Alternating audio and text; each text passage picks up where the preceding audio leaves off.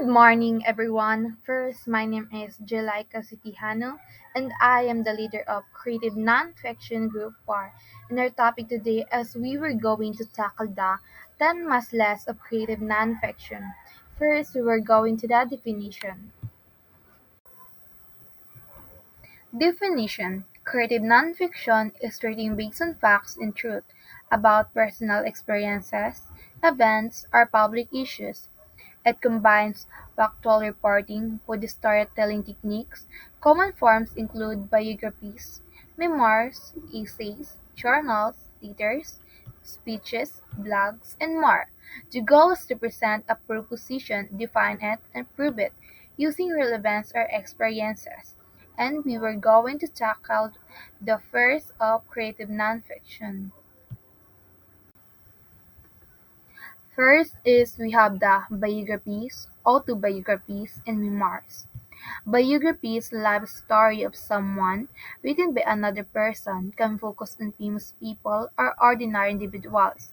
Biographers present both strengths and flaws, and it has three types. First is critical, scholarly, and profile. Critical biography is a type of bio in which the writer analyzes his or her subject, and the second is scholarly bio, which is a straightforward completion of facts. The third is profile. The writer constructs biographies or essays on other people using literary devices. And autobiography. The writer tells their own life story in the first person, may include personal reflections and artistic license.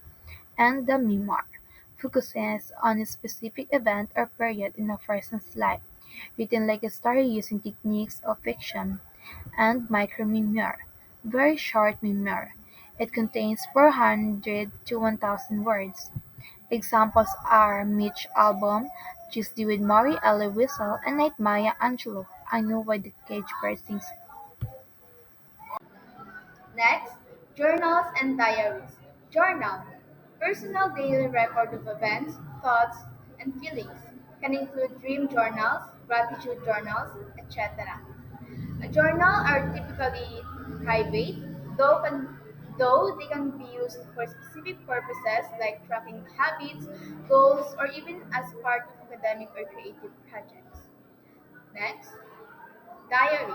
A diary is a type of journal that records daily life chronologically.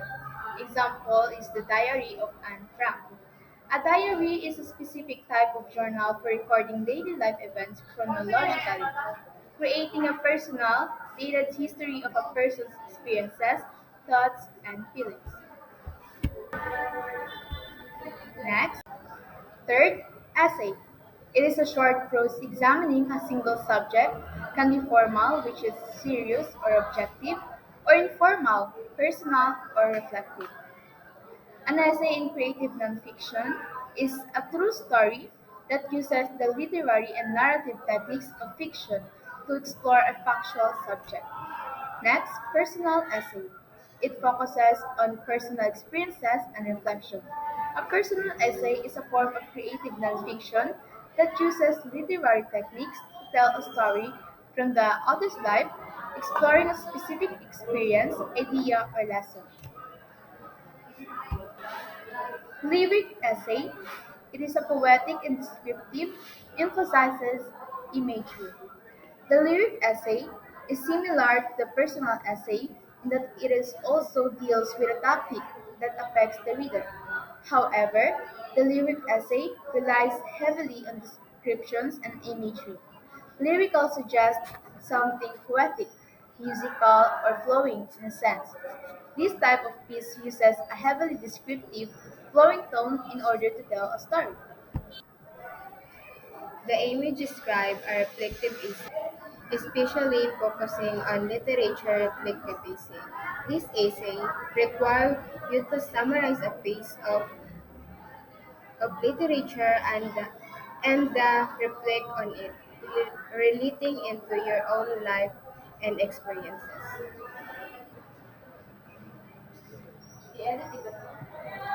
Literature reflective essay. This type of essay asks you to summarize and then respond to a piece of literature in order to understand it better and relate to your own life and experiences. Professional reflective essay.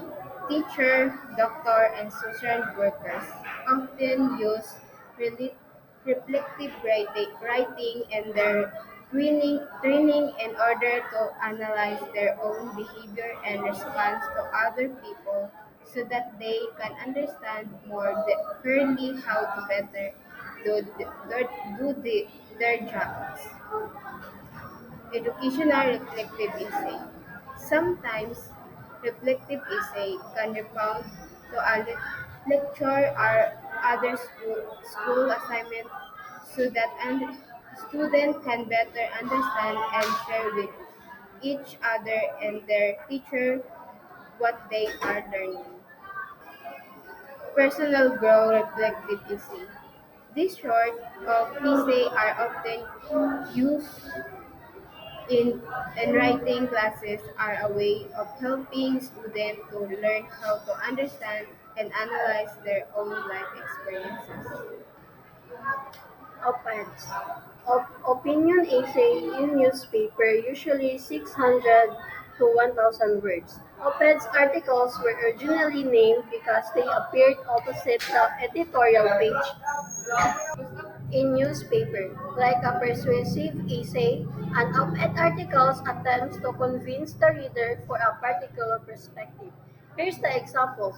Virginia Woolf, The Death of the Moth, Thomas L. Fried Band, The New Untouchables. And next, the number par is speeches. Spoken communication with a clear audience and purpose. Uses rhetoric to inspire or inform. Oratory is a formal speeches meant to motivate action. Examples is Sojourner Truth and A Woman, Patrick Henry, Give Me Liberty or Give Me Death.